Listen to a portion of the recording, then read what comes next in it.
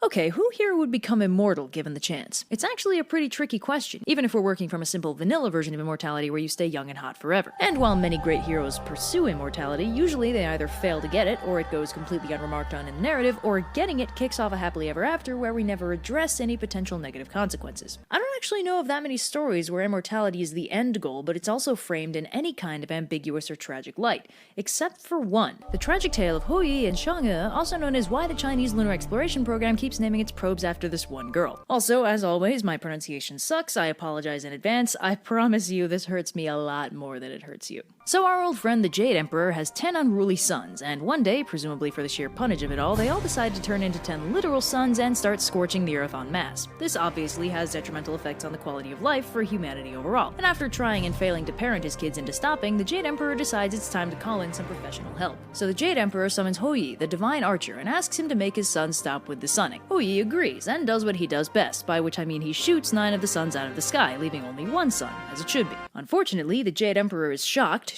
I tell you, that the arrow guy he commissioned to shoot arrows shot arrows at the people he pointed him at, and as punishment he exiles Hou Yi and his wife Chang'e to Earth, stripping them of their divinity and rendering them fully mortal. The couple doesn't take this very well. Mortal life is unsurprisingly really hard, even for a skilled archer like Hou Yi who doesn't have much trouble hunting. And to make matters worse, Chang'e is extra bummed and grumpy because she really didn't do anything to deserve this punishment. To make matters worse, they're both increasingly dreading the specter of their own mortality, something neither of them were prepared for, having both been immortal gods. So Hou Yi is determined to find a way to regain their immortality, and embarks on, what else, an epic quest to the mountains of Kunlun to seek the elixir of immortality from the Queen Mother of the West, who presumably lives 2 doors down from wherever they trained Iron Fist. So Hou Yi calls on the last of his divine mojo to overcome the trials to reach Kunlun, and when he finally arrives, the Queen Mother is sympathetic to his situation and gives him a small box containing the elixir of immortality. She tells him that it contains enough immortality juice to make 2 people regular immortal, or 1 person full-on god immortal. So he and Chang'e are gonna have to split it if they don't want to wind up separated, and she warns him that the peaches it's made from only grow every 6,000 years, so if he screws this up, he's lost his shot for good. Now, while Hou Yi is cool with this discount immortality, Chang'e misses her divinity and isn't willing to settle for 50%. Instead, when Hou Yi returns with the elixir, she downs the whole thing and becomes a full-on goddess again. But the problem is she's still exiled from heaven, so now she's not welcome on either Earth or in the court of heaven, and with nowhere else to go, she drifts up to the moon and makes her home there. Hou Yi, meanwhile, is stuck as a full-on mortal with no way out, lives a tragically short life, and winds up getting murdered by one of his apprentices a few years later.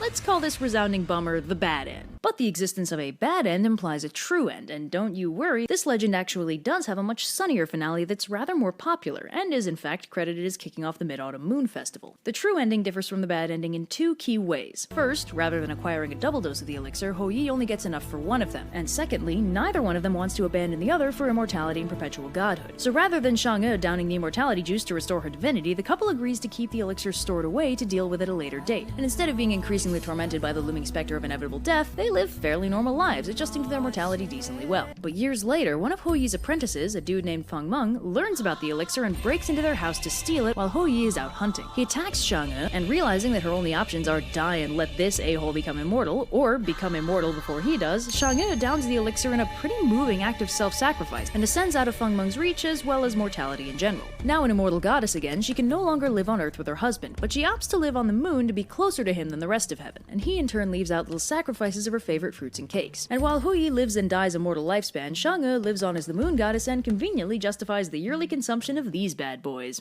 Seriously, give him a shot if you haven't already. Well, I guess that tears it. Given the choice between boyfriends and the moon, girls pick the moon every time. Well, I'm so above you and it's fine to see, but I came to love you anyway.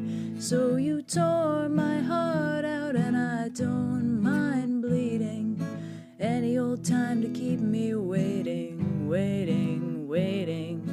Whoa, I got a love that keeps me waiting. Whoa, I got a love that keeps me waiting. I'm a lonely boy, I'm a lonely boy. Oh, I got a love that keeps me waiting.